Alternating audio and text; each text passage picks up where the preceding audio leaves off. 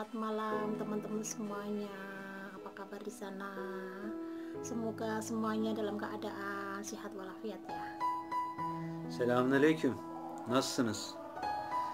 Bugün bu videoda biz nerede tanıştık, nasıl tanıştık, sonra nasıl evliliğe doğru bu yolumuz yürüdü, bütün bunları konuşacağız. İnşallah beraberiz. Nah, video kali ini kita khusus untuk menjawab pertanyaan dari teman-teman yang inbox ke saya langsung ya, menanyakan bagaimana pertama kali kita ketemu, kemudian kita menikah, syarat-syarat apa saja yang diperlukan, serta kemudian saya datang ke Turki ini hidup bersama dengan suami. Nah, untuk video kali ini khusus untuk menjawab pertanyaan-pertanyaan itu. Jadi simak ya. Nah, tahun 2017 itu saya ikut umroh, tapi ini umrohnya itu umroh plus ya. Jadi umroh plus Turki itu selama 13 hari, di Turki selama 3 hari, kemudian selanjutnya ke umroh. Nah, waktu di Turki ini kita keliling, kita wisata di Turki itu mengunjungi beberapa tempat wisata. Itu salah satunya adalah di Sultan Ahmed.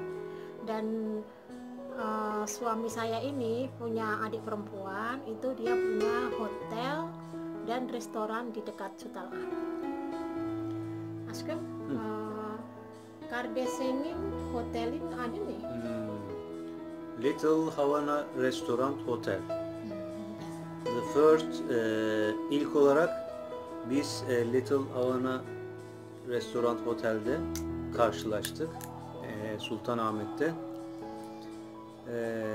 Yanında arkadaşı vardı, arkadaşıyla gelmiş, restoranda oturuyordu. İlk olarak orada gördüm ve çok beğendim kendisini. Ondan sonra tabii tanışmak istedim, yanına gittim. Tanıştık, telefon numarasını aldım, görüşmek istediğimi söyledim. Tabii bu o son görüşmemiz oldu. Ondan sonra daha görüşemedik. Çünkü onun turu daha bitmemişti. Daha turu devam ediyordu. Yes? Yes, because I must continue my journey as well. I must go Bosporus and another place in Turkey. We haven't time only 3 days. Nah, teman-teman semuanya, tadi suami saya itu mengatakan kita bertemu di restoran.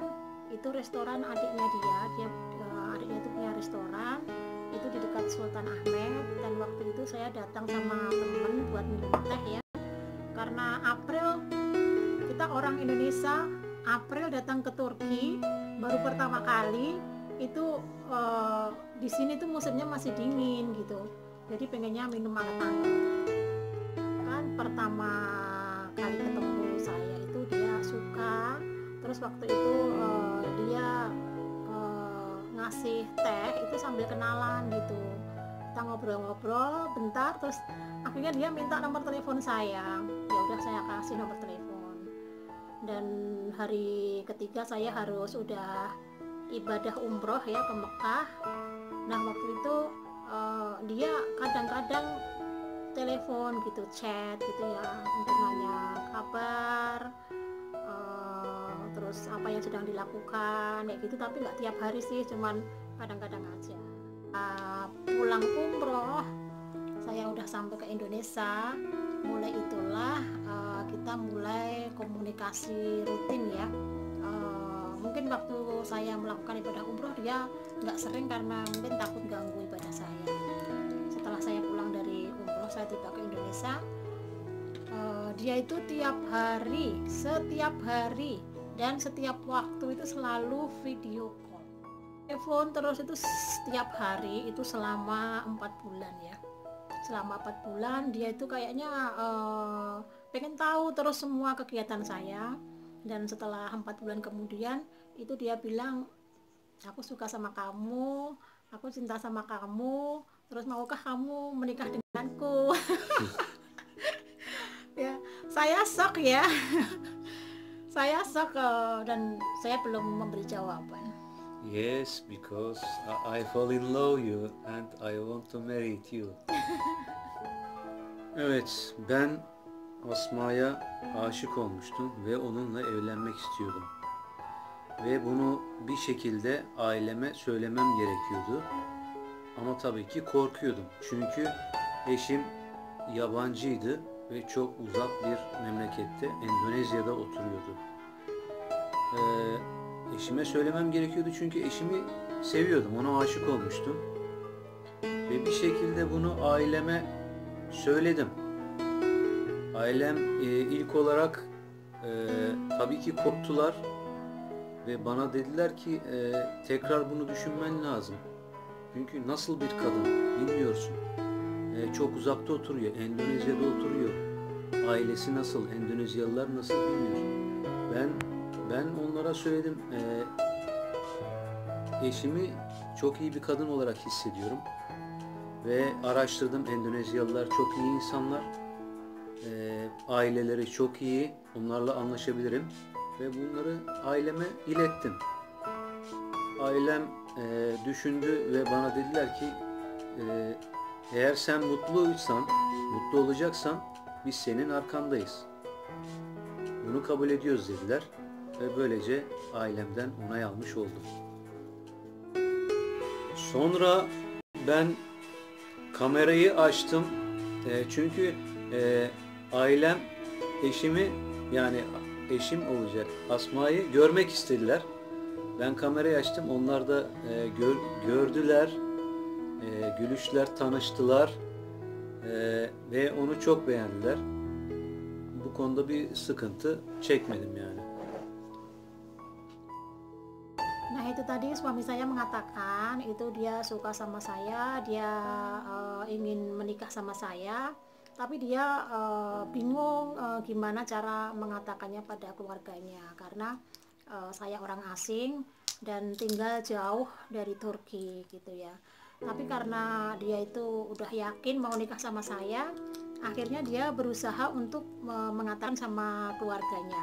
Dan jawaban keluarganya itu adalah dia disuruh mikir ulang lagi, mengatakan suami saya ini harus berpikir ulang lagi dan menyelidiki lagi siapa wanita yang ingin dinikahi itu, keluarganya gimana, terus kepribadiannya gimana gitu ya. Tapi suami saya yakin dia itu benar-benar mau nikah sama saya dan dia berusaha keras untuk meyakinkan keluarganya. Akhirnya waktu itu keluarganya pengen video call sama saya 10 malam ya. Dia bilang oke, kamu prepare, kamu padahal saya udah mau tidur. Dia telepon saya untuk pakai kerudung lagi. Akhirnya